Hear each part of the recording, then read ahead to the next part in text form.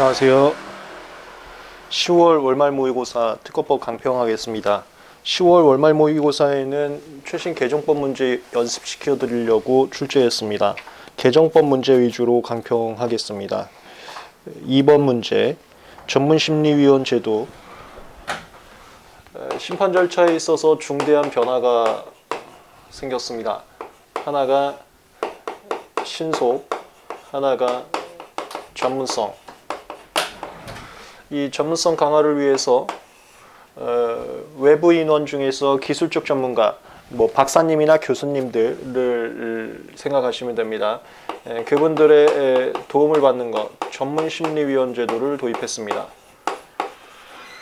이것은 제가 객관식 풀이 강의나 현재 지금 진행하고 있는 문제 풀이 강의에서는 간단히 말씀을 드렸었는데, 제가 심판소송을 전문적으로 하고 있어서 제 경험을 빗대어서 말씀을 드리자면, 심판소송하면서 기술적 내용에 대해서 심판부께 설명을 드리려고 저희가 증인 신청을 합니다. 그러니까 증거조사 방법 중에 하나인 증인신문을 하게 되는데, 만약에 청구인 쪽에서 증인신문을 하게 되면 피청구인 쪽에서는 그 청구인과 이미 시나리오 짜서 청구인에게 유리한 진술만 할 것이다라는 그 부정적인 인식이 있습니다. 청구인이 모시고 왔기 때문에 청구인에게 좀 더 유리한 증언을 하지 않을까라는 그런 심리가 있단 말이에요. 그러니까 객관적인 증언을 하기보다는 청구인 쪽에 유리한 내용은 증언하고 그렇지 않은 내용은 은폐하는. 그러니까 거짓 증언하면 안 됩니다. 그럼 위증으로 큰일 나니까 얘기를 안 해버리는 거죠.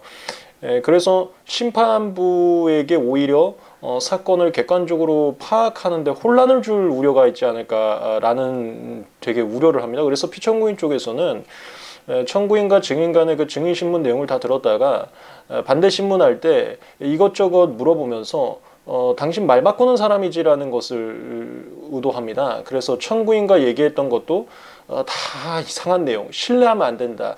이걸 심판부에게 인식시키려고 반대 신문할 때 당신은 말 바꾸는 사람임을 유도해서 당신의 말은 하나도 들을 가치가 없어를 목적하에 피청구인은 증인 신문을 하게 돼요.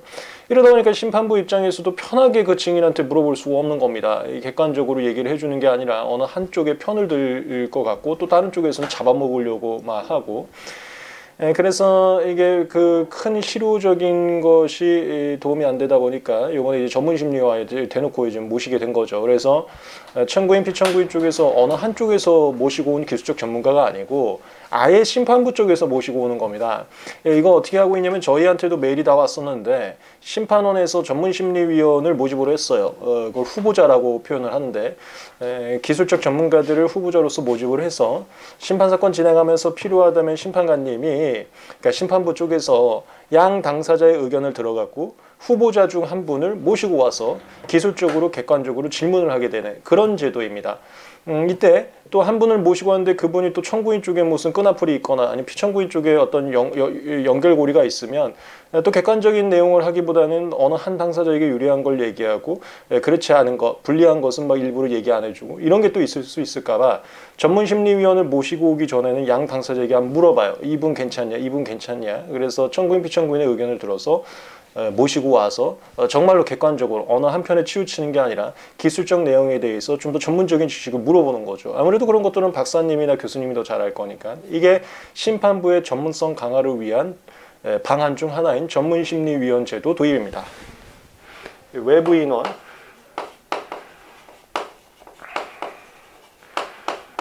모시고 오는 제도입니다. 그 다음에 하나가 조사관, 연구관 이런 건데요. 저거는 이제 법원에 존재하는 제도를 심판에도 도입을 했습니다. 법원에 재판연구관이라고 해서 거의 판결문 거의 대신 써주는 정도까지 법리적인 분석을 해주고 또 기술조사관이라고 해서 기술적 내용도 연구를 해주고 하는 서브 해주는 분들이 법원 소속으로 있습니다. 요거는 이제 외부인이고 요거는 법원 소속으로 있는데 그걸 이제 심판부에도 도입을 해서 심판부 소속의 조사관, 연구관에서 법리 연구하고 기술적 내용 연구하고 그래서 심판관님들 서브에서 도와주는 그런 제도를 도입을 하게 됐어요. 이게 전문성 강화를 위해서 인원들 확충하는 내용입니다. 이거 조사관 도입 같은 경우는 특허법에 별다른 내용이 없습니다. 그래서 뭐 조사관, 연구관 이런 것을 둘 수 있다. 이 정도만 잡아두시면 되고요. 전문심리위원 제가 문제 출제해봤는데 그 정도만 정리하시면 됩니다. 더 다른 내용은 없어요. 여기까지. 문제 한번 보면은 2번 전문심리위원 제도에 관한 설명 중 옳지 않은 것은 1번 전문심리위원회 심판 절차 참여는 당사자 신청에 의해서만 가능하며 아니에요. 이거 심판부에서 모시고 오는 겁니다. 심판부에서 기술적으로 궁금한 점이 있으면 과거에는 당사자 측의 증인신문에 기대했었는데 그것이 어느 한쪽의 편을 들 것 같아서 좀 시원하게 물어볼 수가 없다 보니까 시원하게 물어보려고 심판부에서 필요하다면 전문심리위원을 모시고 옵니다.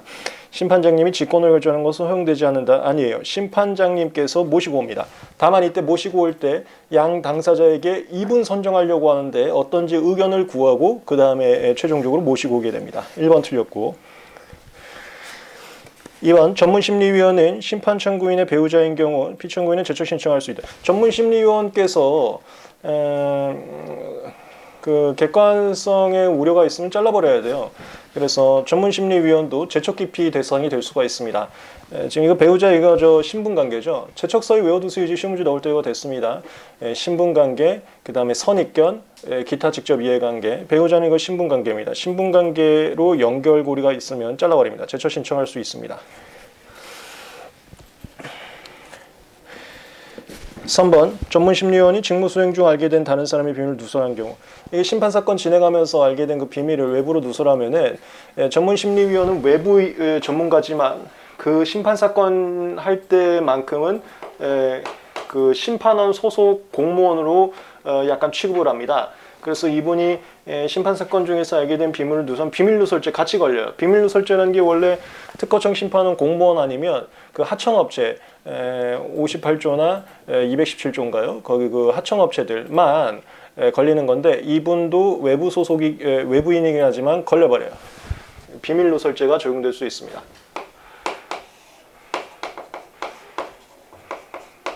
이거 제척 기피 대상이 될 수 있고요. 그 다음에 비밀누설죄 걸립니다. 다만 이분은 외부인이지 정확하게 공무원은 아니기 때문에 공무원의 비밀누설죄보다는 형량이 좀 약하더라고요. 공무원의 비밀누설죄 형량이 씁니다. 이거 지금 권한 줬더니 나라에서 권한 줬더니 이걸 갖다가 나쁜 짓을 해? 이 절대 이거 잡아버려야지 해갖고 형량이 좀 센데 이분은 공무원으로 간주하는 거지 본질은 외부인이기 때문에 형량이 좀 낮더라고요. 2년 이하 1,000만 원 이하. 저기 저 1,000만 원당 1년으로 다 맞췄었는데 이번은 또 이렇게 다르게 해놨더라고요. 이거 외워두세요. 2년 이하 1,000만 원 이하. 원래 친비 허겁이 755335, 15335인데 이분 같은 경우 비밀누설죄가 2일입니다. 2년 1,000만 원. 4번 전문심리원은 형법. 이건 뇌물죄 같은 겁니다. 그 제척 기피 대상은 아니지만 양 당사자 쪽 청구인 피청구인 쪽이 섭외하는 거죠. 당신이 전문심리원 오셨던데 밖에서 일따로 부르는 거 술 한잔 하시죠 해갖고 저 좋은 거 얘기 좀 해주시고 저희한테 불리한 거 이런 거 있는데 그거 얘기하지 마세요. 막 이렇게 하는 거. 밥 먹이고 돈 주고 해서 자신한테 유리한 결과를 도출해내는 거. 이 뇌물죄, 돈 먹고 하는 거. 뇌물죄 적용할 때에는 공무원으로 간주해서 형벌 받을 수가 있습니다. 이게 좀 외부인이지만 공무원처럼 본다라는 취지하에서 죄들이 공무원에 준하는 죄들이 적용된다. 이 내용이에요. 다만 여기 형량은 좀 작다. 이런 내용입니다. 거기 형법 129조부터 132조가 뭔지는 정확하게 알 필요는 없고요. 뇌물죄 같은 겁니다. 적용할 때는 공무원으로 본다. 그래서 아주 나쁜 놈으로 본다는 거죠. 하여튼 국가 공무원이 나쁜 짓 하면은 엄하게 처벌하거든요. 그 다음에 5번 전문심리위원은 심판원 외부의 관련 분야 전문가들의 도움을 받아. 맞습니다. 뭐 기술적 전문가인 박사님이나 교수님들로 아마 초빙을 할 거예요. 빠른 기술 변화에 대응해서 심판의 전문성을 보완하게 도입된 제도다. 취지 문제들이 가끔 제가 출제된다고 문제풀이 강의에서 말씀드렸었는데 취지 문제는 웬만하면 맞는 질문으로 나옵니다. 그래서 시간 단축하면서 빨리 읽으세요. 전문심리위원 도집 취지입니다. 전문성 강화. 됐습니다. 조문 한번 점검해 보시고 문제는 이 정도만 풀어보시면 반드시 여기 안에서 시험 문제 나올 겁니다. 그 다음에 신속을 위해서 도입을 한 게 적시제출주의하고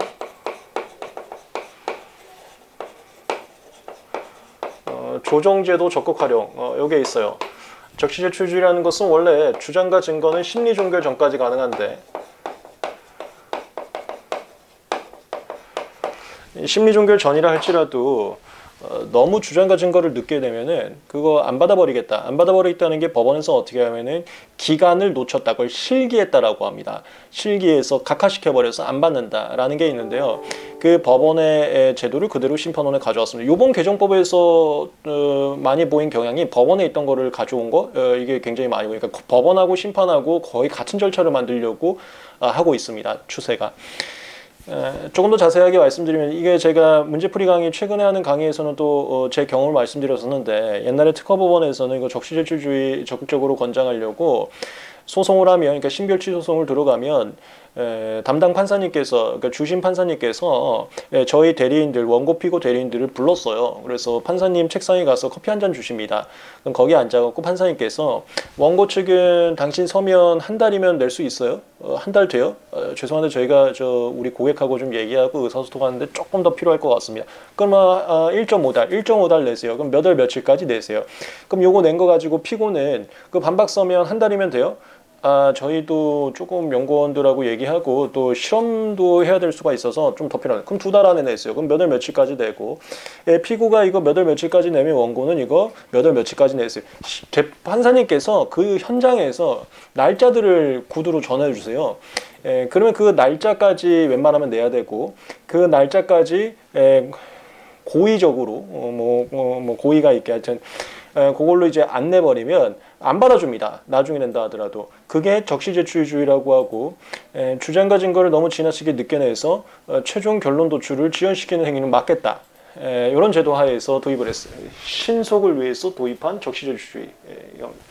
심리종결 전이라 할지라도 심판장님께서 판사님이 하는 거하고 이제 똑같이 할 것 같아요. 이 심판장님께서 청구인 피청구인 대리인들 부르겠죠. 요즘에 코로나니까 아마 여기 지금 서울 특허청으로 맨날 부르시는데 거기를 이제 화상으로 부르시겠죠. 불러갖고 커피를 줄 수는 없으니까 가상으로 이제 커피 마시는 척 하면서 청구인 쪽에서는 몇 월 며칠까지 내시면 좋을 것 같아요. 뭐 할 얘기 있어요? 뭐 이렇게 하면서 피청구인 쪽에서도 몇 월 며칠까지 좀 내세요. 그렇게 한 다음에 이날까지 만약에 의도적으로 안 내시면 저 그거 나중에 내더라도 원래 심리종결 전까지 법적으로 낼 수 있어요. 심판청구서 보정이 심리종결 전까지 할 수 있잖아요. 나중에 내더라도 저 반영 안 할 겁니다. 이렇게 얘기하는 거. 그게 적시제출주의예요. 자세한 운영 방식은 나중에 민사소송법에서 더 배우시면 되고 우리 1차 특허법 시험 문제에서는 이 정도까지만 공부를 하셔도 충분합니다. 그리고 개정법 내용을 보시면 전부 다 민사소송법 중요한다고 해서 특허법에는 별 내용이 없어요. 그래서 너무 깊이 있게 들어갈 필요는 없고요. 제가 말씀드린 이 정도 감각만 가져가시고 그 다음에 제가 개정법 특강 변리사스쿨에 무료 강의를 올려놨습니다. 거기에 보시면은 개정법 정리 자료도 있으니까 그 정리 자료에 간단하게 민사소송 규정 넣어놨거든요. 그거 살펴보시면 충분합니다. 이게 적시제출주의. 그 다음에 이 조정이라는 것은 제가 어떻게 하다 보니까 조정도 경험이 있는데요. 보통 법대 교수님이나 아니면 은퇴하신 판사님들께서 나오셔갖고 책상에 앉으셔갖고 웃으면서 원고는 뭐 500만 원 달라고 하시는 거예요. 그거 그냥 300만 원만 받으시죠. 피고 그거 뭐 한 푼도 안 주겠다는 거예요. 이거 피고도 조금은 잘못이 있는 것 같아요. 근데 원고 이거 좀 알아주세요. 피고가 지금 살기 위해서 열심히 하고 이런 모습 좀 있잖아요. 그러니까 500만 원 다 받지 마시고 피고가 뭐 조금은 잘못한 것 같긴 한데 300만 원만 받고 끝내시. 이렇게 어르신께서 화해를 유도하는 겁니다. 그걸 조정이라고 하는 거예요. 이거를 또 우리 심판에 도입을 했습니다. 원래 심판에는 조정이 존재하긴 했지만 당사자가 신청했을 때만 조정으로 갔는데 이제는 심판부 쪽에서 적극적으로 조정을 보낼 수 있는 것을 법원하고 비슷하게 도입을 했어요. 그래서 심판부에서 딱 봤을 때 이것은 심결로서 끝내기보다는 양 당사자의 화해로서 끝내는 게 좋겠다라고 판단이 되면 이게 다 심판부 재량입니다. 그러면 당사자 신청이 없어도 심판부 쪽에서 조정으로 내려버릴 수가 있습니다. 그럼 조정으로 내려가면은 심판 단계는 잠깐 중지가 되고요, 멈추고요. 조정으로 가서 거기 뭐 이제 어르신 오겠죠, 뭐 교수님이라던가 아니면은 뭐 은퇴한 심판장님들 이런 분들이 이제 오셔서 편안하게 이제 커피 한 잔 마시면서 보통 이렇게 웃으면서 분위기 좋게 이렇게 하거든요. 그래갖고 지금 저 청구인 뭐 권리범행 심판 제기하셨는데 피청구인 이거 좀 다른 발명 같지 않아요? 그냥 이거 끝내시죠. 이거 뭐 옥션 둥멍 이런 거 가지 말고 그냥 여기 이거 실시하게 하고 이거 그냥 넘어가는 게 좋지 않겠어. 이렇게 화해를 유도합니다. 이 조정은 3달 안에 끝나요. 만약에 3달 안에 화해가 유도되지 않으면 조정 절차 끝내고 다시 심판으로 옵니다. 그럼 중지됐던 심판 절차 다시 진행을 해갖고 원칙대로 이제 심결하는 거고요. 만약에 조정이 성립되게 되면은 심판 절차는 취하간주됩니다. 처음부터 없었던 것으로 돼요. 그렇게 해서 화해로 절차가 끝나는. 그래서 심판 같은 경우는 요즘 제가 담당하고 있는 사건이 우선 심판이라고 있어요. 그 심사처럼 똑같습니다. 우선 심판, 신속 심판 이런 게 있는데 우선 심판한 것도 보통 1년이 넘어요. 그러니까 우선 심판하지 않으면은 뭐 2, 3년? 제가 하고 담당하고 있는 사건 중에서는 3년 이상 간 것도 많아요. 3년까지는 아니겠지만 뭐 하여튼 1년 훌쩍 넘습니다. 그게 조정으로 보내면은 3개월 안에 끝낼 수 있는, 내가 좀 더 신속하게 결론을 낼 수 있는 것을 적극적으로 심판부에서 유도할 수 있게 하는 장치를 만들었다. 그걸 조정이라고 합니다. 자세한 내용까지는 이것도 모르셔도 되고요. 아까 말씀드렸던 개정법 변리사스쿨에 있는 무료 특강에서 자료를 첨부를 해놨으니까 그거 참고해서 보시면 되겠습니다. 이게 심판 절차의 신속한 종결을 위해서 도입된 제도 중 하나입니다. 신속과 전분, 이거 100% 출제됩니다. 다음 개정법 문제 한번 보겠습니다. 4번입니다. 이거 100% 출제됩니다. 심사관님에 의한 심사에 관한 설명으로 옳지 않은 것은 1번 심사관님은 40조 이항에 따른 범위에서 직권보정을 할 수 있으며 직권보정 무효간주 사유를 만들었습니다. 그 특허청에서는 처음부터 없었던 것으로 본다는 것을 무효간주라는 표현을 쓰시더라고요. 직권보정 같은 경우 심사관님께서 특허 결정해 주실 때 직권보정사항을 통지해 주면 출원인 쪽에서 요거를 마음에 들지 않으면은 등록료 납부할 때까지 의견서를 제출할 경우 처음부터 없던 것으로 되는 취급이 있었습니다. 이때 요약서에 대해서만 직권보정사항이 없어지는 게 아니라 명서도면 중 일부라도 직권보정사항이 없어지면 다시 재심사 들어가는 이 라인이 있지 않았습니까? 근데 이번에 도입된 건 뭐냐면은 출원인 쪽에서 의견서를 제출하지 않는다 하더라도 완투 요건을 만족하면 똑같이 처음부터 없던 것으로 보는 거예요. 그 완투가 뭐냐면 첫 번째 완, 직권보정사항이 신규사항 추가한 겁니다. 40조 이하 위반했을 때. 그 다음에 투, 명백히 잘못된 것도 아닌데 그거를 수정했을 때. 그러면 출원인 쪽에 의견서가 없다 하더라도 그 보정이 처음부터 없던 것으로 간주시켜버리는 규정을 도입하게 됐어요. 1, 2 외워두시죠. 신규사항 추가했을 때 명백히 잘못된 것도 아닌데 수정했을 때. 취지는 이렇답니다. 출원인 쪽에서 원하지도 않는 내용으로 바뀐 것은 출원이 의견서를 제출하지 않는다 하더라도 당연히 없었던 것으로 봐주는 게 출원인한테 합리적이라는 거예요. 그러니까 출원인 쪽이 불쌍한 일 안 생기게 하려고 만든 제도라고 합니다. 출원인 깜빡하고 해놔서 의견서를 안 냈어도 그렇게 불쌍한 일 안 당하게 하려고 한다. 뭐 이런 내용이라고 하더라고요. 1번 40조 이항 신규사항 추가한 범위에서 직권보정할 수 있으면 못합니다. 이렇게 하면은 처음부터 쓴 것이에요. 맞죠. 맞는 거죠. 신규사항이 추가가 아닌 범위 내에서만 직권보정할 수 있으면 직권보정이 신규사항을 벗어난 경우에는 처음부터 없던 것으로 본다. 이게 도입됐습니다. 알아두세요. 무조건 시험 문제 나옵니다. 2번 직권보정은 특허 결정할 때만 가능해요.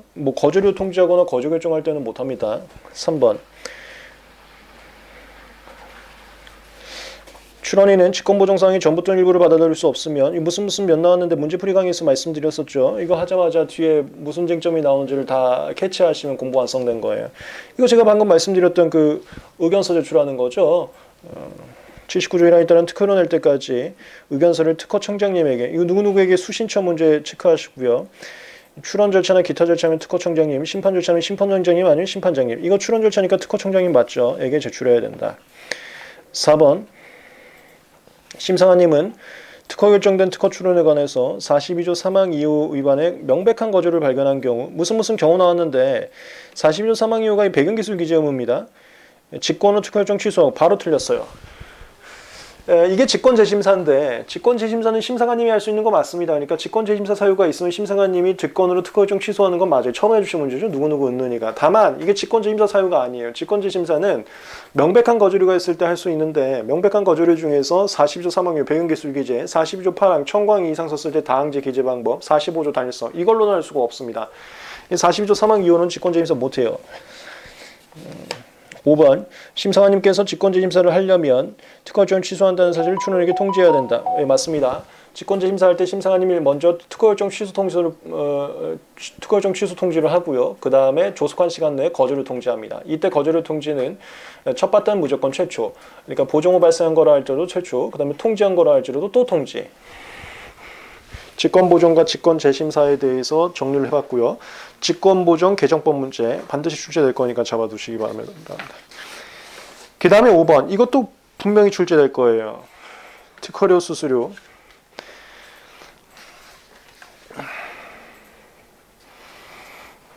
1번.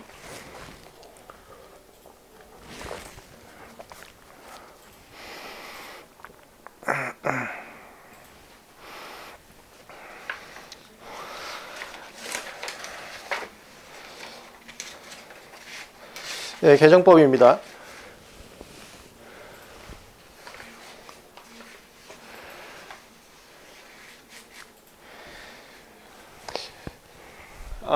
먼저 감면인데 과거에는 감면 사유가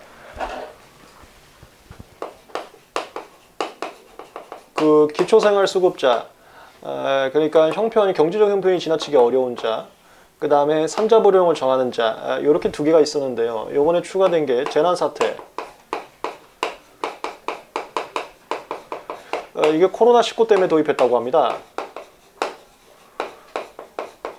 그 예시를 드는 게 대구 지역이었었는데 대구 지역에서 최초로 재난사태 그때 선포가 되었었던 나 봅니다. 그랬을 때 그 재난사태 선포된 지역에 있는 회사들 또는 뭐 개인들 그분들은 경제적으로 또 어려움에 있을 수 있기 때문에 그분들 도와주자라는 취지에서 만들었으니까 경제적 어려움이 있는 분들 도와주는 거거든요. 이게 다 경제적 어려움이에요. 이 기초생활수급자 같은 분들, 이게 이제 코로나19 같은 재난 사태로 인해서 좀 어려움 있는 분들, 그 다음에 산자부령 정하는 자 이거 외울 필요 없어요. 나중에 실무하시게 되면 많이 하게 되는데 뭐 미성년자 아니면 소기업, 중기업, 중견기업까지도 일정 부분 감면해 줍니다. 그 감면 사유 중에 이 재난 사태 선포된 지역에 있는 자가 추가됐다. 코로나19 때문에 추가된 거다. 이거 하나 잡아두시죠. 나머지 그 산자부로 정하는 자 다시 말하지만 외울 필요 없어요. 나중에 실무할 때만 하시면 됩니다. 그 다음에 면제는 이건 개정법은 아닌데요. 국가에 관한 출원료나 특허료 면제입니다. 제가 환경부에 썼다 그랬었죠. 그 다음에 심사관님께서 무효심판 청구하는 거 면제입니다. 이게 국가 관련된 분들만 면제고 나머지 다 감면 사유라고 보시면 되겠어요. 1번. 재난 및 안전관리 기본법에 따른 재난사태 또는 같은 법 60조에 따른 특별재난지역으로 선포된 지역에 계신 회사나 아니면 개인들인 특허료 및 수수료가 면제 아니에요. 감면입니다. 감면 사유로 추가된 겁니다. 면제는 국가나 심사관님만 면제예요. 2번. 심사관님은 출연료 감면을 거짓이나 그 밖에 부정한 방법을 받은 자에 대해서 이게 사기친 거예요. 예를 들어서 대기업인데 뭐 소기업이라고 사기치거나 소기업 같은 경우 70% 할인해 주거든요. 그렇게 사기쳐서 감면받으면 감면받은 수수료의 2배를 징수할 수 있게 이거 도입됐습니다. 이거 무조건 시험 문제 나옵니다. 부당 감면자에 대해서 감면은 최대한 적극적으로 더 해줄 건데 나쁜 감면은 돈 받아내겠다. 이주 돈도 많은 놈이 뭘 감면받으려 이런 거. 불쌍한 사람은 감면해주고 돈 많은 사람이 사기치면은 엄벌을 처하겠다. 부당 감면자에 대한 제재 조치. 이게 2개입니다. 곱하기 2배. 원래 내야 될 그 감면받은 금액을 곱하기 2배까지 뺏어갈 수 있고요. 그 다음에 그 면허증처럼 이렇게 하더라고요. 면허증도 이거 나쁜 사람은 일정 기간 면허시험 못 보게 하거든요. 면허증 취소되고 막 술 맨날 마시고 그런 사람들 면허증 취소해버린 다음에 정해진 기간 동안 아마 면허시험 못 보게 할 거예요. 그거와 똑같이 여기 만약에 사기쳐서 감면받으면 진짜로 감면 사유가 존재한다 하더라도 일정 기간 동안은 절대로 감면 못 받게 이렇게 만드는 거 2가지 도입했습니다. 부당 감면자에 대한 제재 조치 잡아두시죠. 2배입니다. 3번 심사청구 58조 1항 58조가 이거 하청업체죠. 의뢰된 선행기술 조사 업무에 대한 결과 통지가 있어도 이거 무슨 더라도 하자마자 잡아두세요. 제가 이거 특허청 선생님들께 한번 여쭤봐야 되는데 문제풀이 강의 최신 문제풀이 강의에서 말씀을 드렸지만 요즘 특허청하고 하청업체하고 무슨 일이 생긴 것 같습니다. 그러니까 하청업체 중에서 이 58조 하청업체 중에서도 29조랑 각고지 조사하는 그 선행기술 조사기관이요. 거기하고 무슨 일이 생긴 것 같아요. 그래서 선행기술 조사기관의 영향력을 대폭 감소시키는 걸 저는 굉장히 많이 느꼈거든요. 이거는 이제 실무적인 지엽적 내용에서 제가 강의에서 말씀드리지 않겠지만 뭔가 좀 안 좋은 일이 있었나 봅니다. 그래서 이것들 뭐 이런 게 좀 있어 보여요. 이것도 마찬가지입니다. 다만 이건 아예 법 개정으로서 특허법에까지 도입이 됐기 때문에 이건 좀 알아두시죠. 나머지는 제가 지엽적인 실무 내용에서 얘기는 안 드리겠습니다. 과거 국법에서는 출원하고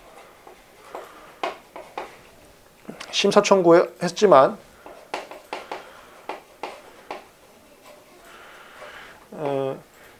하청업체 선행기술 조사 결과 통지 또는 심사관님 심사 결과 통지, 그게 거절의 통지 또는 특허 결정 또는 이 거절의 통지에 무슨 협의 요구서 이런 것도 같이 포함되어 있는데요. 제가 여기가 이제 심사관님의 심사 결과 통지, 여기가 이제 하청업체의 심사 결과 통지. 이게 이제 심사 청구료에 대한 노동인데 그 노동이 들어가기 전에 출원을 취합 포기하면은 심사 청구료 전액을 돌려줬습니다. 근데 이게 개정이 돼갖고 이건 어떻게 개정이 됐냐면 이거 하청업체는 결과가 통지됐어도 이거 하청업체 결과는 출원한테도 알려주고 특허청에도 보고를 하거든요. 출원한테는 안 알려주는 것도 있다. 하여튼 특허청에 보고를 하는데 하여튼 하청업체에서는 일을 했어도 무조건 심사 청구로 돌려줍니다. 그래서 이거 심사관님의 일이 끝나기 전이면 다 돌려줍니다. 개정법에서는 출원하고 원래는 29장 각호지휘도 심사관님께서 하셔야 되는데 심사관님 너무 바쁘실 때는 하청업체 결과도 참고를 하거든요. 근데 하청업체가 하여튼 무슨 일이 있었나 봅니다. 제가 더 이상은 얘기는 안 하겠습니다. 특허청에서 많은 권한을 감축시키고 뭔가 했어요. 그래서 뭐 이것도 제가 강의 시간에 말씀드린 제가 거래를 하고 있는 저 하청업체 쪽에서는 저희 화학 분야, 약학 분야 아예 업무 중단해 버리더라고요. 사업을 접어 버리시더라고요. 그러니까 무슨 일이 있었나 봅니다. 심사 청구하고 그 다음에 하청업체에서 일도 해서 이 특허청에다가 선행기술 조사 결과까지 보고를 했는데 심사관님이 심사하기 전에 저기다 써놓은 뭐 거절의 통지 같은 거 이거 하기 전에 출원을 취합 포기하면 과거에는 이거 돌려받을 수 없었는데 이것도 심사 청구료 반환이 가능합니다. 하나 알아두시죠. 58조 1항에 따라 선행기술 조사 업무에 대한 결과 통지가 있어도 거절의 통지 전에 출원을 취합 포기하면 심사 청구료 전액을 반환받을 수 있습니다. 개정법입니다. 그 다음에 또 하나 개정법 잡아드리겠습니다. 그게 4번입니다. 이거 무조건 시험 문제 나옵니다.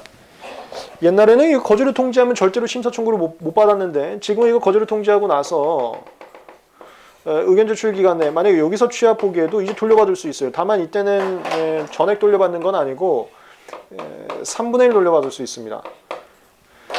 그러니까 심사 청구료라는 것은 심사관님의 최종 그 노동, 특허 결정 또는 거절 결정 이거를 받는데 필요한 노동에 대한 반대급부인데 거절을 통지만 하고 특허 결정, 거절 결정 받기 전에 출원을 취합 포기하면은 노동을 일부만 했다고 해서 심사 청구를 일부를 돌려주겠대요.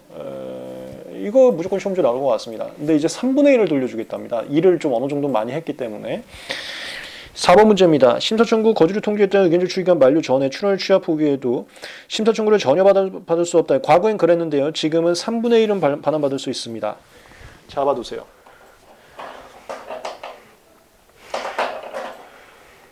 요 두 시점만 잘 잡아두시면 될 것 같아요. 여기는 전액 반환 가능하고 과거에는 반환 불가였는데 여기는 과거에는 반환 불가였는데 3분의 1 반환 가능하고 심사 청구료 반환 사유를 확대했습니다. 심사 청구료 더 많이 돌려줍니다. 5번 특허권을 포기한 경우 포기한 해의 특허료 해당분을 반환. 이거 우리 기본 강의 조문 특강에서 많이 했었죠. 포기한 해 다음 해부터입니다. 특허료는 연 단위로 책정되기 때문에 그 해에서는 뭐 한 달, 두 달, 세 달 남은 것은 돈이 책정되지 않아서 그거는 그냥 아웃. 그 다음 해부터만 돌려받을 수 있어요. 다음에 잘 잡으세요. 개정법 문제였습니다. 제가 이렇게 앞쪽에다가 개정법 모아놨어요. 그 다음에 저 뒤에 개정법이 더 있네요. 11번입니다.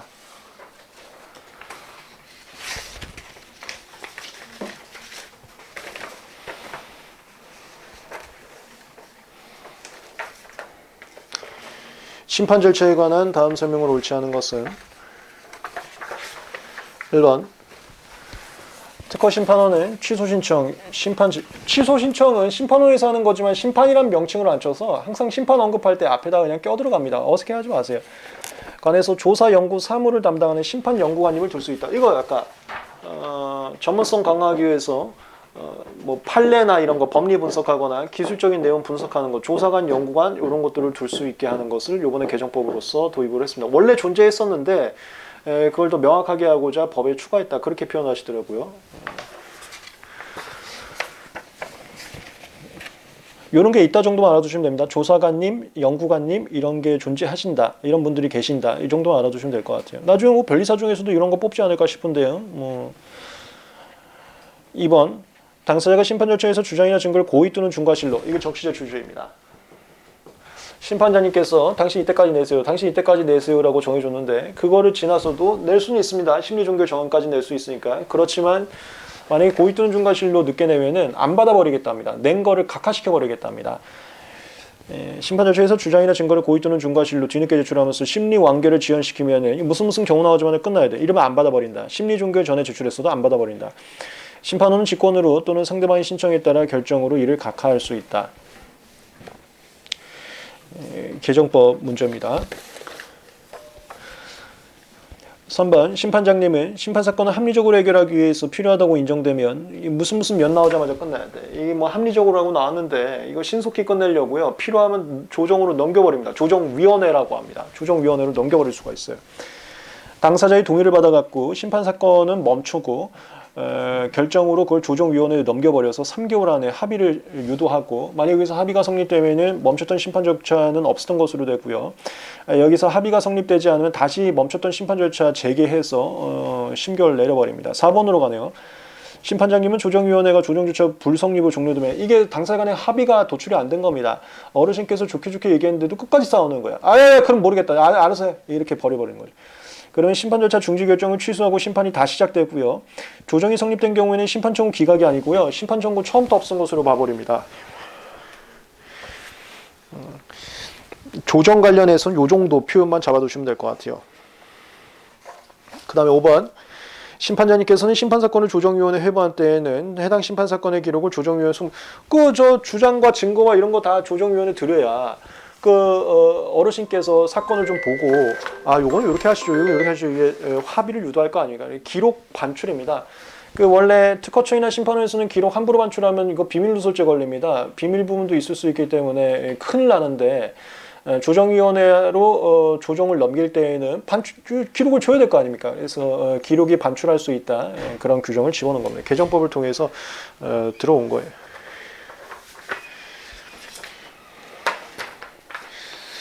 아마 여기까지가 개정법 문제였을 겁니다. 정리 한번 해보시면 돼요. 그 다음에 제가 개정법 특강에서도 말씀드렸지만 2022년 4월 20일 시행법이 그 대대적인 변화가 있습니다. 무슨 뭐 거저결정 받은 날부터 30일을 거저결정 받은 날부터 3개월로 바꿔버리고 재임사 청구도 거저일정 받은 후가 아니라 특허일정 받은 후에도 할 수 있게 하고 또 분할 출원의 형제격인 분리 출원 같은 거 만들고 아주 대대적인 변화는 시험 범위 아니에요. 1차 시험 범위는 1차 시험일 당시 시행 중인 법령이 기준이 되는데 1차 시험일은 보통 2월 말입니다. 특별한 상황이 있지 않은 2월 말이에요. 근데 제가 지금 말씀드린 건 4월이기 때문에 절대로 1차 시험을 4월 이후에 보진 않습니다. 그래서 2022년 4월 20일 시행법은 제가 변리사스쿨 무료 특강에는 말씀을 드렸지만 그건 2차생분들을 위해서 말씀드린 거지 1차생분들은 지금 당장은 정리하실 필요 없습니다. 그래서 제가 모의고사는 내지 않았어요. 그 다음에 하나만 더. 지금 제가 요번 모의고사에 출제한 거는 이것도 제가 요즘 하고 있는 문제풀이 강의에서는 수업 시간에 말씀을 드렸었는데 모의고사에 반영한 이 법률은 이게 이제 시행일자가 2022년 2월 18일입니다.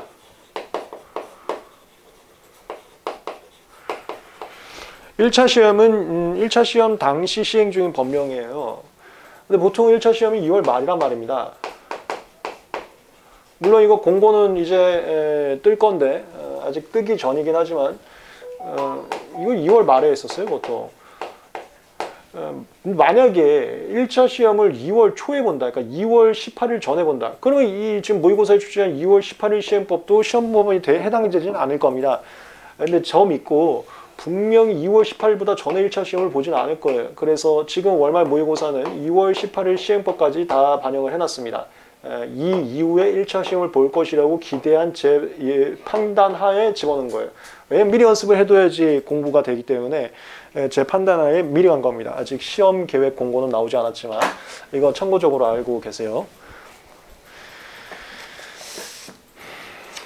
나머지 몇 개의 문제 보고 마치겠습니다.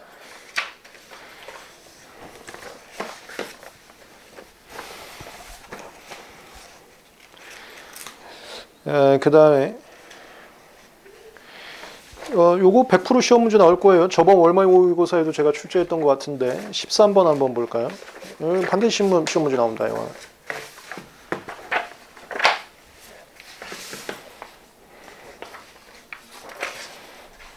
13번.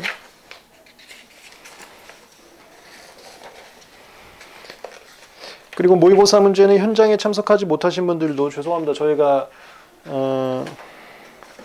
모의고사 시험 회차를 최대한 늘려서 여러 번 시행을 했습니다만 그 이상으로 많은 분들께서 호응을 해주셔서 좀 그 마감으로 참석을 못하신 분들께는 너무 죄송합니다. 근데 그분들께서도 현장에선 참석하지 못했다 하더라도 문제는 한 번쯤 이렇게 봐주시면 좋을 것 같아요. 왜냐면 제가 개정법 문제나 출제 가능 예상 문제들로 출제를 했기 때문에 연습을 해두시면 반드시 도움이 될 겁니다. 100% 도움이 될 겁니다. 13번 문제.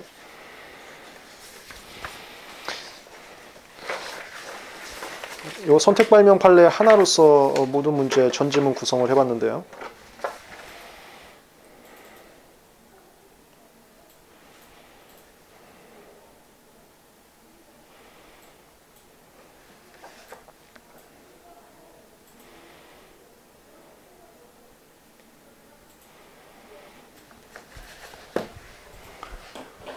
내용 정리 잠깐 좀 하면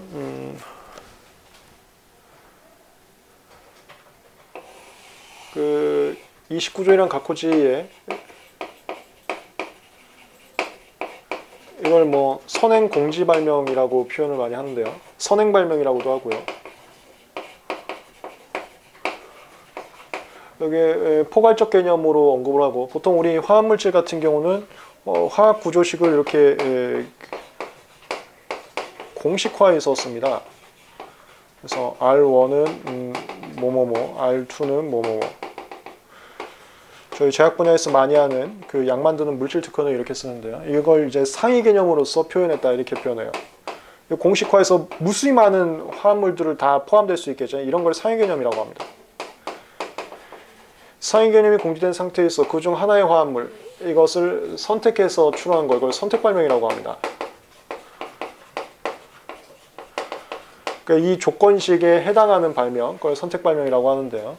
이 조건식에 해당하는 것임에도 불구하고 당시 29년 각호지에서는 인식하지 못했던 유익한 효과를 밝혀내면은 예외적으로 특허를 주고 있습니다. 그걸 선택 발명이라고 하는데 선택 발명 신규성 같은 경우는 이 29년 각호지에 얘 자체가 그대로 써 있거나 똑같이 상위 개념으로 써 있는 게 아니라 이거 자체가 뭐 예를 들어서 이게 뭐 R1 요게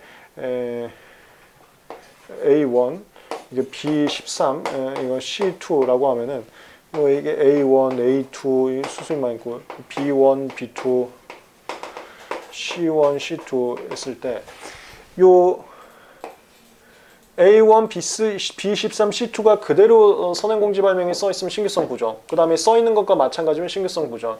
그게 아니라 이게 그대로 써 있지도 않고 써 있는 것과 마찬가지도 아니고 게시되어 있거나 게시된 것과 마찬가지가 아니면 신규성은 오케이.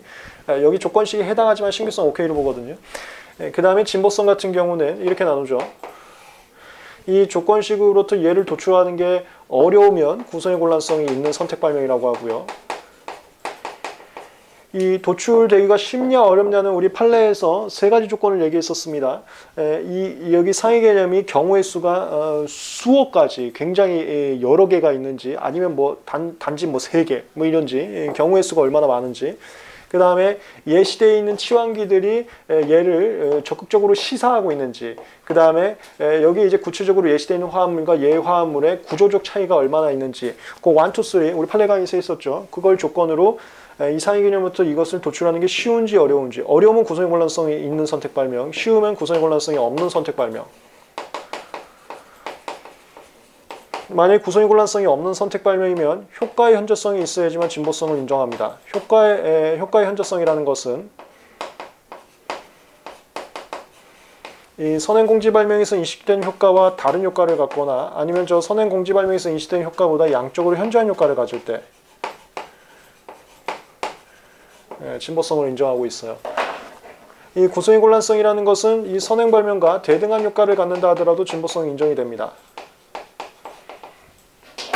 구성의 혼란성이 있냐 없냐로 나눠서 없으면 효과의 현저성이 있어야지만 선택 발명의 진보성을 인정하고 있다. 이게 판례 내용이었었죠. 한번 볼까요? 13번에 1번. 통상의 숫자가 선행 발명으로부터 그 상위 개념을 인식하고 선행 발명으로부터 쉽게 도출할 수 없는, 이게 이거예요. 구성의 혼란성이 있는 선택 발명. 쉽게 도출할 수 없대잖아요. 이거는 선택 발명으로 볼 수 없다. 틀렸어요. 이거 제가 판례 강의에서 좀 설명했었는데, 이게 상위 개념이고 이 상위 개념에 해당하는 하위 개념이라면 무조건 선택 발명입니다. 선택 발명이지만 이 상위 개념으로부터 도출이 쉽지 않은 것은 구성의 혼란성이 있는 선택 발명이지 아예 선택 발명이 아니다가 아니에요. 이거는 왜 이런 말이 나왔었는지 제가 판례 강의에서 말씀드렸었죠. 이것도 제가 초창기에는 저도 간접적으로 관여를 했던 사건인데, 상대방 쪽에서 이런 주장들을 좀 했었거든요. 자세한 내용은 지금은 이제 생략을 하겠습니다. 어쨌건 상위 개념에 포함되는 조건식이면 무조건 선택 발명이고요. 상위 개념부터 도출이 쉽지 않은 것이면 선택 발명이지만 구성의 혼란성이 있는 선택 발명이어서 진보성을 인정받는 데 있어서 유리할 뿐이지 선택 발명은 맞습니다. 선택 발명이 아닌 건 아니에요. 2번, 선행 발명의 특허물이 상위 개념이 공지되어 있는 경우에도 구성의 혼란성이 인정되면 진보성이 부족. 맞아요. 구성의 혼란성이 있으면 효과가 얘하고 대등하다 할지라도, 그러니까 효과의 현저성이 없다 하더라도 진보성이 인정될 수 있습니다. 3번, 선행 발명을 이루는 구성 요소 중 일부를 2개 이상의 치환기로 하나 이상 선택할 수 있도록 기재하는 이른바 마코시 형식. 이게 마코시 형식이에요. R1은 A1 또는 A2 또는 A3 또는 A4 또는 A 해서 A100번, 뭐 B1 또는 B2, 이거 무슨 또는 하는 걸 마코시라고 했었죠. 그렇게 해서 굉장히 많은 것을 포괄적으로 기재하는 걸 상위 개념으로 기재한다라고 하는 겁니다. 이거 얘기하는 거 이거. 마코시 형식으로 기재한 화학식과 그 치환과의 범위 내에서 이론상 포함되기만 할 뿐, 이론상 포함되면 상위 개념, 하위 개념 포함돼. 얘가 여기 이론상 포함된 걸 하위 개념이라고 하면, 하위 개념은 무조건 선택 발명이라고 하는 거예요. 여기에 조건식에 이론상 포함된다는 것을 얘의 하위 개념이다 이렇게 표현해요. 이론상 포함되기만 할 뿐 구체적으로 게시되어 있지 않은 화합물. 게시 얘기 나오면 신규성이죠. 얘가 여기에 포함되지만 여기에 얘가 그대로 써있거나 써있는 거나 마찬가지면 얘는 신규성 인정됩니다. 게시란 말 나오면 신규성 보시면 돼요. 1900년 특허 발명의 경우에도 진보성 판단을 위해서는 구성의 혼란성을 뭐야 이거 신규성은 있는 특허 발명의 경우라고 하는 거네. 신규성은 있는데 이제 진보성 판단할 때는 구성의 혼란성을 따져봐야 된다. 맞아요. 이거 선택 발명은 구성의 혼란성을 따져서 구성의 혼란성이 있으면 효과의 현저성이 없다 하더라도 진보성이 인정되는 거고요. 구성의 혼란성이 없으면 효과의 현저성이 있어야지만 진보성이 인정되는 겁니다. 구성의 혼란성 먼저 따지고 그 다음에 효과의 현저성이 있는지 여부를 따지고 있어요. 4번, 선행 발명의 특허 발명이 상위 개념이 공지됐다는 이유만으로 구성의 혼란성을 따져보지도 않은 채 효과의 현저성 이유만으로 진보성을 판단해서 안 된다. 맞습니다. 선택 발명의 이유만으로 무조건 효과 현저성이 있어야지만 진보성이 인정되는 것은 아니에요. 구성의 혼란성이 있으면 효과 현저성이 없어도, 그러니까 효과가 비슷하다 하더라도 진보성이 인정될 수 있습니다. 이거 무조건 시험 문제 나올 거예요. 5번. 효과의 현저성은, 효과 현저성이라는 것은 구성의 혼란성이 인정되지 않아서 효과 현저성이 있어야지만 진보성을 인정받을 수 있는 케이스인 경우는 이렇게 가는 거죠. 효과의 현저성은 특허는 명세서 기준인 통상의 숫자가 인식하거나 추론할 수 있는 효과를 중심으로 판단해요. 이거 우리 판례 강의에서 많이 했습니다. 효과라는 것은 명세서 기재거나 명세서 기재한 것과 마찬가지만 주장할 수 있습니다. 실제 이 발명이 갖는 효과를 할지라도 명세서 기재되어 있지 않으면 진보성 판단할 때 그걸 효과로 인정하지 않아요. 만일 그 효과가 의심스러울 때에는 기재 내용의 범위를 넘지 않는 한도 내에서만 추가 자료를 제출할 수 있지 기재하지 않은 것을 나중에 추가적으로 제출하는 것은 인정되지 않습니다. 잘 잡아두세요. 반드시 시험 문제 나올 겁니다. 선택 발명이었습니다.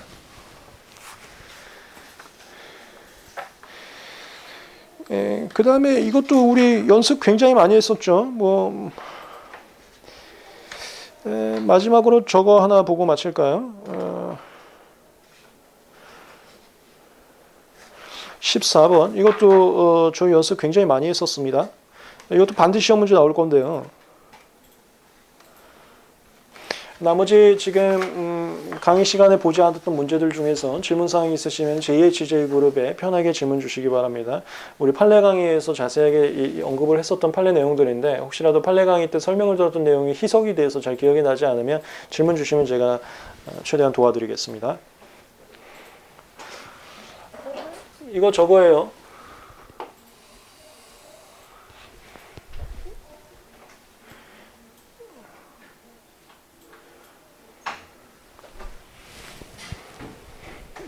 이거 지금 정정 청구를 낸 거죠. 이거 무조건 시험 문제 나올 겁니다. 여기서 이제 지방법원, 우리가 이걸 1심이라고도 하는데 여기다가 이제 침해 소송 제기했습니다. 예를 들어서 침해 금지 청구 소송 제기했다고 할까요?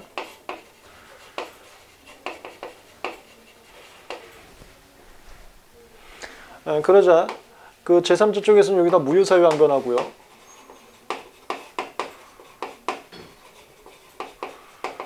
무효사유 항변이라는 게 특허권에 무효사유 있으면 특허권 행사를 권리 남용으로 해서 무조건 비침해로 오지 않습니까? 그거 하는데 다만 법원의 판단 역량을 믿을 수가 없기 때문에 법원이 무효사유 제대로 판단 못할까봐 불안해서 여기 무효심판 같이 갑니다. 아무래도 심판관님께서 더 전문적으로 판단 정확하게 잘 하시니까 심판원이 전문가니까 우리 특허 사건 소송이 발생은 무조건 투트랙으로 간다 그랬었죠. 왜 그러냐면 심판이 전문 분야이기 때문에 심판 절차는 무조건 같이 갑니다. 법원보다도 변리사와 심판이 이 업무에 있어서는 정확한 전문가이기 때문에 같이 가는 거예요. 똑같은 내용 하는 겁니다. 이거 무효심판 걸리니까 특허권자 여기서 정정 청구를 해요. 그거에 대해서 심판의 정정을 인정하고 정정 후 청구 범위에는 정정 후 명도라고 할까요? 무효사유 없다고 해서 기각심별합니다. 여기서 정정을 허용했다 하더라도 독립된 정정심판이 아닌 무효심판 내에서의 정정 청구는 무효 여부의 심결이 확정됐을 때 정정이 확정되는 겁니다. 정정이 확정되지 않으면 다른 절차에서는 정정 후 명도로 보면 안 돼요. 여기는 정정 전 명도로 봐야 됩니다. 다른 거예요. 여기는 정정 후 명도로 보는 건데 다른 절차에서 정정 전으로 봐야 됩니다. 이거 우리 판례 강의에서 많이 했었죠. 정정 전 명도로 봤을 때 무효사유 없다. 정정 전도 무효사유 없다 해갖고 침해 판결을 해버립니다. 그래서 당장 그거 행위 멈춰라 이래요. 이거 불복 들어갑니다. 불복 들어가면 특허법원 가는 거예요. 이걸 이제 두 번째 심리다 해서 2심이라고 하고 이거 심판도 두 번째 심리는 특허법원 가죠. 특허법원으로 같이 갑니다. 여기 특허법원에서는 정정 허용한 것도 맞고 이거 정정은 무효심결 여부 확정됐을 때 같이 확정되는 건 특허법원 가서 또 정정을 허용할지 말지 불복할 수 있어요. 정정 허용한 게 맞고 정정 후 명도는 무효사유 없다. 기각한 게 맞다 해서 기각 판결합니다. 그리고 여기서는 아직 여기서 정정이 확정되지 않았기 때문에 정정 전 면도로 봐야 돼요. 여전히 침해 판단이 맞다고 해서 침해 판결합니다. 정정 전 면도도 무효사유가 없어서 무효사유 항변 인정할 수 없고 침해다. 문헌범위 균등범위에 속해서 침해다. 이거 대법원 가고 이제 세 번째 심리라고 해서 3심이라고 우리나라는 이게 세 번째까지 받을 수 있어요. 이것도 대법원을 갑니다. 근데 여기가 먼저 끝났어요. 이 기각. 이 기각 판결로 요 기각 판결이 이제 확정되는 거고 요게 확정되는 거예요. 그거를 정정 청구가 확정됐다라고 합니다. 이거 기각도 확정되고요.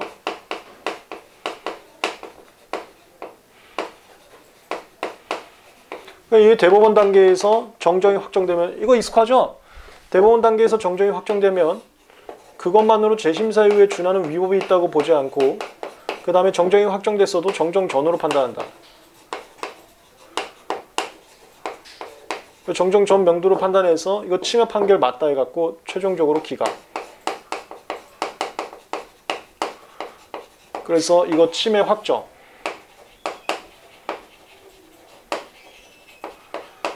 이 사건. 여기서는 두 가지를 좀 잡으세요. 첫 번째는 다른 절차 계속 중. 다른 절차에 이걸 변론 종결 후라고 하는데요.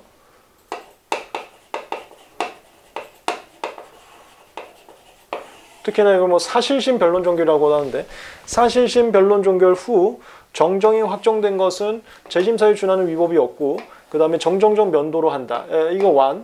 그 다음에 2. 이 정정의 확정은 무효심판 내에서의 정정 청구했을 때에는 무효심판에 대한 심결이 확정됐을 때 함께 확정된다. 이 2. 별도로 확정되는 게 아니어서.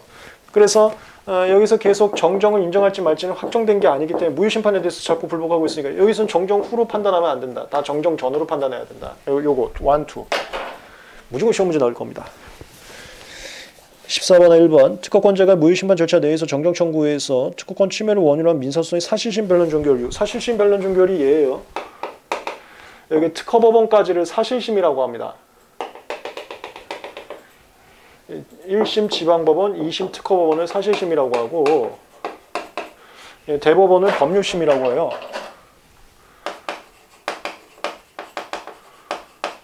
그 다음에 법원은 변론 종결한 다음 판결한다 그랬죠. 심판은 심리 종결한 다음에 심결하는 거고 법원은 변론 종결하고 판결하는 거. 사실심 변론 종결 후에 정정 청구에 대한 심결이 확정되더라도 게임 끝났죠? 정정 청구 확정되더라도 무슨 더라도 하자마자 이건 끝나야 돼. 재심사에 준하는 위법이 있다고 볼 수 없고 정정적 명도로 대법원에서는 판단해야 된다. 민사소송 451조 1항 8호에 재심사유가 있다고 볼 수 없다. 맞고요. 2번 침해소송 원심 변론 종결 후 무효심판 절차에서 정정 청구에 대한 심결이 확정된 경우 침해소송 상고심은 상고심이 얘예요. 이거 대법원을 상고심이라고 하는 겁니다. 상고심은 그러니까 원심 변론 종결 후라는 게 원심이 여기 얘기한 거예요. 사실심 변론 종결을 다른 표현을 한 겁니다. 이것도 하나의 판례를 그대로 제가 다 가져온 거예요. 여러 가지 단어가 있다 하더라도 이제 이해하실 수 있어야 됩니다. 이거 얘기한 거 똑같이 변론 종결 후 대법원 계속 중에 정정이 확정되도록 중요한 것은 정정 확정이 변론 종결 후에 있으면 대법원에서는 이거 정정을 고려하지 않고 정정적 명도로 판단한다. 정정적 명도를 기초로 원심 판결의 권리범위 속부에 관한 법리 오해 여부를 판단해야 된다. 권리범위 속부라는 게 이게 침해소송이잖아요. 침해소송이라는 게 권리범위에 속해야지 침해지 않습니까? 권리범위에 속하는지 아닌지에 대해서는 정정적 명도로 봐야 된다. 이 소리죠. 3번 특허발미 보호법원이 청구문이 기재된 사항에서 정해진 원칙이고 문헌 해석이죠. 청구문 확장 해석은 허용되지 않고 맞죠. 청구문 기재만을 규정 범위가 명확한 경우에 명수 다른 기재의 청구문 기재를 제한할 수 맞죠. 문헌 해석으로 해야 됩니다. 확장 해석 제한해석 안 되고 다만 42조 사항 1호 그 발명의 설명이 뒷받침되지 않거나 의식적으로 제외된 사정이 있는 등 문헌 해석하는 것이 제3자에게 비추고 명백히 불합리하는 경우는 제한 해석할 수는 있고요. 그런 경우가 없으면 무조건 제한 해석 안 되는 거고요. 이 맞는 겁니다. 4번 42조 사망 1호 이거 쉽게 실시 요건이라고 해서 발명의 설명을 쉽게 실시할 수 정도로 기재하지 않은 거 얘기하는 거죠. 요건을 만족하지 않는다는 이유로 그 특허가 무효심판에 무효될 것이 명백한 경우라다. 이 무효사유 양보하는 겁니다. 여기서 42조 사망 1호 사건으로 갔었어요. 실제로 이거 무효사유 없다고 보긴 했는데 하여튼 무효사유 한번 들어가서 만약에 42조 사망 1호 무효사유가 있다면 권리 남용을 해서 무조건 비치면 판결 나와요. 근데 이거는 무효사유가 없다고 된 사건인데 그 특허권에 기초한 침해금 청구는 권리 남용에 해당이 아니에요. 권리 남용으로 봅니다. 무효사유 양변 시험 문제 굉장히 많이 나옵니다. 5번 명세서의 발명의 실시에 필요한 일부 구성에 대한 구체적 기재가 없다 하더라도 이거 무슨 더라도 하는데 이거 뭐 문제풀이 강의에서 제가 좀 말씀드렸습니다. 뭐 기출문제풀이나 OX 문제풀이에서 좀 했었는데 40조 사망이론 문제에서 이거 무슨 더라도 해도 우리 특허학교는 무조건 급발속기 통자, 출원시 통상기술자 입장이기 때문에 출원시 통상기술자가 뭐 할 수 있으면 오케이예요. 그러니까 우리 특허학교는 어떤 걸 읽을 때 기재에 국한하지 않습니다. 기재 플러스 출원시 기술상식 집어넣거든요. 그래서 기재되어 있지 않더라도 출원시 기술상식상 기재한 것과 마찬가지면 오케이. 다른 말로 출원시 기술상식상 할 수 있는 건 오케이. 이 논리예요. 뭔가 기재가 없어도 출원시 기술상식에 의하면 명세서 기재만으로 정확하게 알 수 있다면 기재가 없어도 정확하게 알 수 있다면 이거 끝난 거예요. 40조 사망이로 오케이. 이거 아마 기출문제 풀이 강의인가 거기서 많이 했었을 겁니다. 42조 사망이로 문제 푸는 센스입니다. 뭐 객관식이나 OX 강의에서도 아마 했었을 거고요. 문제풀이 강의에서 센스 말씀드렸을 겁니다. 이 기재분리 라인 문제 푸는 센스 40조 4항 이후나 40조 3항 이후 하여튼 그 통상의 기술자, 출원시 통상의 기술자가 할 수 있으면 무조건 뭐라고 써있건 그거는 그냥 맞는 지문이라고 보시면 되겠습니다. 됐습니다. 이번 10월 월말 모의고사는 개정법 위주로 강평을 진행해 왔습니다. 정리해 보시면 내년에 나오는 개정법 문제는 반드시 이 범위 내에서 나올 겁니다. 그리고 다시 한번 공지하겠습니다. 변리사 스쿨 가시면은 개정법 특강 무료 특강이 있습니다. 참고를 하시는데 거기 자료가 있습니다. 근데 자료는 개정법 특강을 수강 신청을 누르셔야지 자료를 다운받으실 수 있어요. 그러니까 무슨 소리냐면 변리사 스쿨은 그 맛보기 강의를 유튜브하고 연동시켜서 수강 신청 없이도 강의는 들을 수는 있습니다. 하지만 그 유튜브 강의만 들으면 자료를 다운받으실 수 없어요. 자료가 있으니까 자료 다운받기 위해서 강의를 신청을 하시고 무료 특강이니까 강의 신청해도 돈이 결제되지는 않습니다. 거기에 있는 자료를 다운받으셔서 개정법을 정리해 보시기 바랍니다. 그리고 개정법은 2003가지가 있는데요. 그 3개 중 제일 최종 거 2022년 4월 20일 시행법은 1차 시험범위 아니기 때문에 보지 않아도 괜찮습니다. 그 다음에 두 번째 거 2022년 2월 18일 시행법은 절 믿고 그냥 공부하는 거예요. 보통 1차 시험은 2월 말이었기 때문에 아직 시험 계획 공고는 나오지 않았지만 무조건 2월 말, 그러니까 2월 18일 이후로 나올 겁니다. 그래서 얘는 시험 범위 포함이 될 겁니다. 그래서 얘는 좀 잡아두시기 바랍니다. 만약에 시험 범위 안 나오면 제가 또 그 공직을 다시 올리겠습니다만 월말 모의고사는 2월 18일 시행법까지 적용을 해봤습니다. 여기까지 수고하셨습니다. 필기 한번 하시죠.